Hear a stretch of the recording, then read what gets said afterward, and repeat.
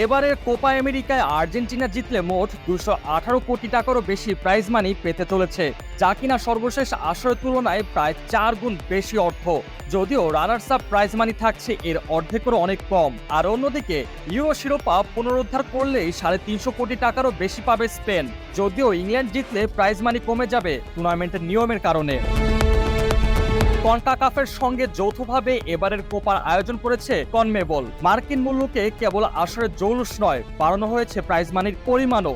শুধু অংশগ্রহণ করলে $3 মিলিয়ন। এরপর শীর্ষ 4 দলের মাঝে ভাগ করে দেওয়া হবে আরও 60 মিলিয়ন। সব মিলে হিসাব টানলে কোপার চ্যাম্পিয়ন দলের কোষাগারে জমা হবে বাংলাদেশি মুদ্রায় 218 কোটি টাকারও বেশি, গতবারের তুলনায় যা কিনা 4 গুণ বেশি। 2021 সালে ব্রাজিলে হওয়া কোপার সর্বশেষ আসরে আর্জেন্টিনা চ্যাম্পিয়ন প্রাইজ মানি হিসেবে পেয়েছিল 55 কোটি টাকা। এবার রানার্স আপ হলেও সে তুলনায় 2.5 গুণ বেশি টাকা পাবে আলবিসেলেস্তারা।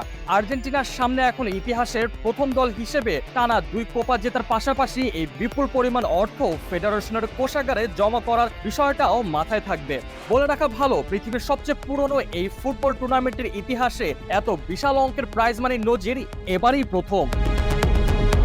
প্রায় মাসখানেকের ফুটবল যজ্ঞ শেষে পর্দা নামার অপেক্ষায় 2 মহাদেশীয় শ্রেষ্ঠত্ব কোপা ও ইউরোর হিসেব নিকেশ চলছে ফাইনাল নিয়ে, যেখানে গুরুত্ব আছেই, সাথে অর্থের হিসাবটাও মাথায় রাখতে চাইবে 4 ফাইনালিস্ট। অর্থের কথা বললে ইউরো চ্যাম্পিয়নশিপ আসবে আগে। আঞ্চলিক শ্রেষ্ঠত্বে কোনো আসরে এত বেশি টাকার ঝনঝনানি দেখার নজির নেই আর কোথাও। গতবারের তুলনায় প্রাইজ মানির পরিমাণ প্রায় একই রকম থাকলেও সেই সংখ্যাটাও যে কারোর মাথা ঘুরিয়ে দিতে বাধ্য। ইউরোর প্রাইজ মানি বন্টনের হিসাবটা কিছুটা ভিন্ন।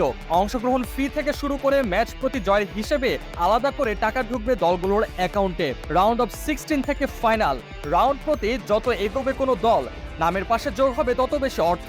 তাই তো 2 ফাইনালিস্ট স্পেন ও ইংল্যান্ডের জন্য প্রাইজ মানির পরিমাণ ভিন্ন ভিন্ন। গ্রুপ রাউন্ডের সবগুলো ম্যাচ জেতায় 3 লায়ন্সের তুলনায় €1 মিলিয়ন বেশি পাবে লা রোহা, বাংলাদেশের মুদ্রায় যা কিনা 360 কোটি টাকারও বেশি। অন্যদিকে চ্যাম্পিয়ন হলেও গ্রুপ পর্বে 2 ম্যাচ ড্র করায় কম অর্থ পাবে সাউথগেট শিবির অর্থাৎ ইংল্যান্ড।